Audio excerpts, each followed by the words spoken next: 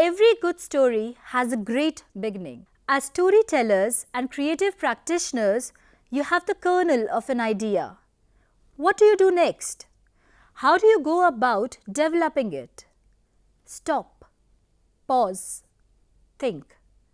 This is a great time to start reflecting about the audience you seek. Don't get engrossed in just what you want from the story. That is important. But what is of greater concern is what does your audience want from the story? Because the story's value comes from being read, heard, watched, experienced. Most of you are familiar with storytelling in the digital age. It involves telling stories using multimedia, including video, audio, graphics, computer, and web-based technologies. In this lecture, we shall focus on the various dimensions of storytelling and how do they relate to the audience in particular. One of the main challenges you shall face when you try to share stories in the present times is not related to just competition, it's distraction. With increasing access to a plethora of audio-visual content on multiple digital platforms, there has been a sea change in the attitude of the audience. If you get the introduction right, it will give you a chance to initiate the conversation that you wish to have. What kind of story are you sharing? What are the issues that it is focusing on? What kind of content are you visualizing? Can you narrow down and focus the story? You should be able to bring it all down to a single sentence, the logline. It is conceived as the shortest possible pitch for the story that you are making for your audience. For example, The Matrix. A computer hacker discovers from enigmatic revolutionaries the truth of his reality and his part in the conflict against its controllers.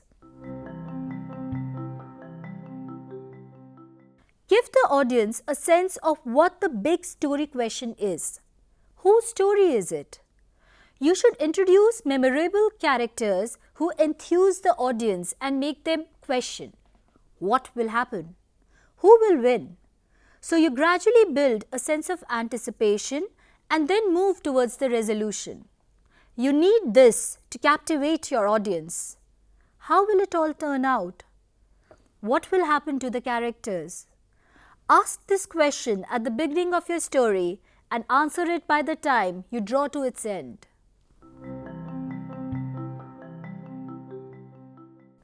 You need to focus on how the story relates and connects with the audience and their lives. For this, bring forward the themes associated with them, especially the big universal themes that connect us all as human beings. Tap into emotions, feelings, memories. These strategies draw attention and help to hold it. Your story must align with audience values. Plausible stories resonate with the audience. Often, many storytellers pepper their narratives with anecdotal references to draw in the audience. The global giant Coca-Cola has over the years managed to create and share stories successfully with the audience by first empathizing with their needs. They understand that being just a beverage factory is not enough. When it comes to marketing, a company like Coca-Cola gets this. They know that deep down, they are much more a story factory than a beverage factory. No matter what they'd like us to believe, Coke's success isn't due to some magic in their fizzy syrup water.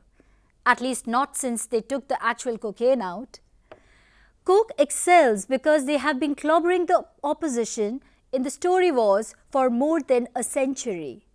People want to see themselves in the stories Coke tells.